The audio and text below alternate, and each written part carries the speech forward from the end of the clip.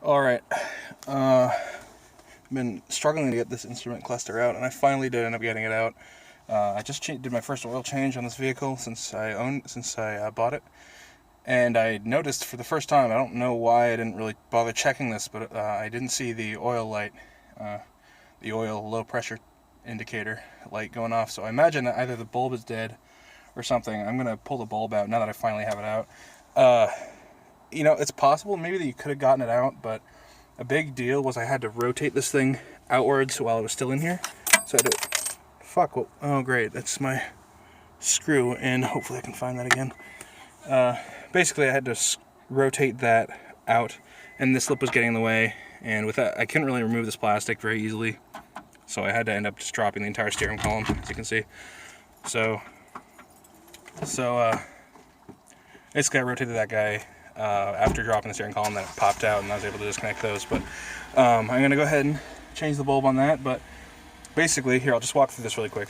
So to get to the instrument cluster, you don't need to remove anything from along here. There's very few videos on the Impreza, the first gen Impreza, so I don't know why. I guess it just wasn't as much of a popular vehicle as the Legacy. But so to remove that, all you really need to do is first remove this big panel. There's two screws. You can see the little hole down there above where my thumb is. This connector, see above that? There's a little hole there. There's another one on the other side, and there's a little plastic clip that holds it in. You need to remove those, then this thing will basically drop down. There's a couple clips holding it on. After that, there's this plastic bezel that goes around the outside, and note that these little clips are what the threads screw into, and don't lose it like I just knocked off that one. I need to go find it now. But that is what those two screw holes go into. You can just pull that off, and you can actually potentially pull this off as well, but you're going to need to drop the steering column, in my experience, to be able to get that out. So you're going to have to lower the steering wheel, and then preferably use some blue Loctite on there, thread locker, not Loctite, thread locker.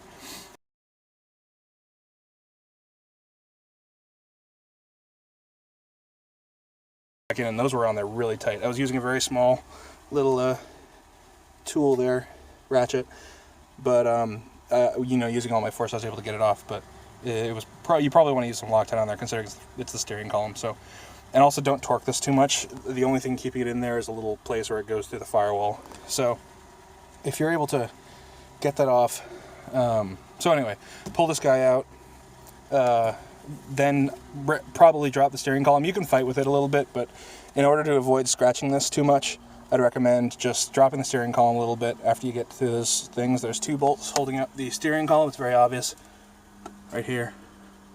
There's one on the other side, and I recommend using the blue thread locker on there. Then you can pretty much just let this go. It'll only go so far, so don't put any weight on it or anything. But then you can pull that out and then have access to it. And of course, like most of these things, there's just a circuit board in the back of theirs, and the bulbs are replaced through there. But that is the really fun, easy peasy process to get that out.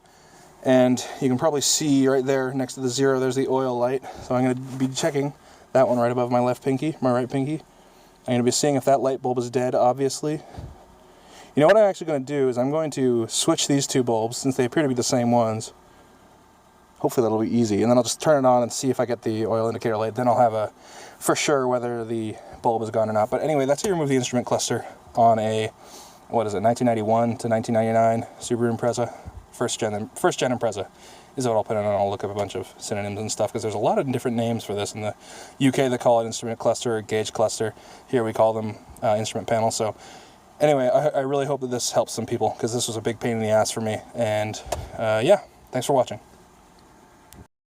So I've reattached those, switching the, the brake light, the parking brake light with the oil light, and let's see if when I start the engine, or turn it to the on position with the steering column all fucked up and down, without also,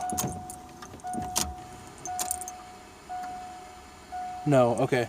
So there, I just learned that it is not, I just switched the brake light and the oil light, so looks like I have something else. It's not the bulb, it's something else. Alright, I don't have an OBD2 scanner, but I think this goes beyond that. I wonder if there's something, maybe there's a oil pressure sensor, though I imagine that the oil pressure sensor would, whatever that happens to be, whatever that connection is, would, I imagine that would be constantly on, so that's interesting. So in essence, basically I swapped the light that was there with the one that was there, and both the bulb appears to have been working. I'm sorry you weren't able to see that. I swapped the brake light and the oil light, and doing that, fuck, that's annoying. Okay, well, I need to look into why that's doing that. Alright, don't know if I can attach those to these other videos, but so I put everything back together. You know, I'll start it again. I guess I didn't do the full troubleshooting thing. Like, what I should have done is I should have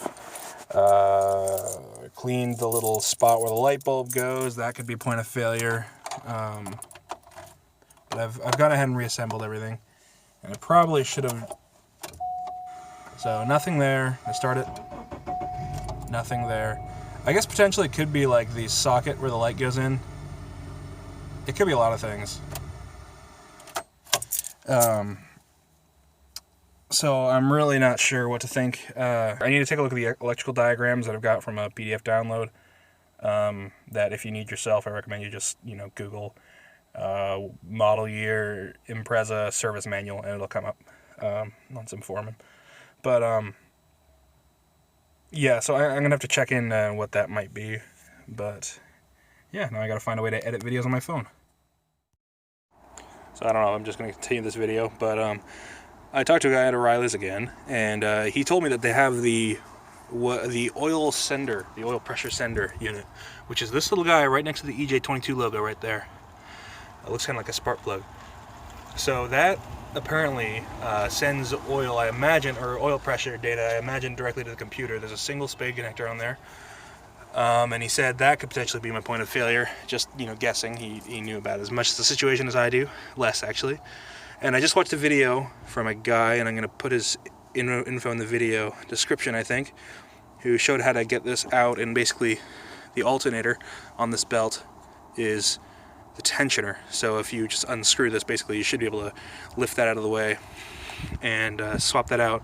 I don't know if that unit is the failure point. I unplugged the thing and tried to I started the engine, and it was still black. I'd imagine that if that thing was failed, that you'd probably just get a solid red light, or, like, you know, oil light, or actually maybe not. That would be a false negative, I guess, for oil pressure drop. So who knows? Maybe replacing that unit would help me out, but I don't have the time or the space to do that tonight, I don't think, or the patience to do that tonight. But at least I know what a possible failure point is. I'm gonna look online and see if Subaru service manual has a instruction or troubleshooting guide. So yeah, I'm gonna take a look at that and try out a couple things.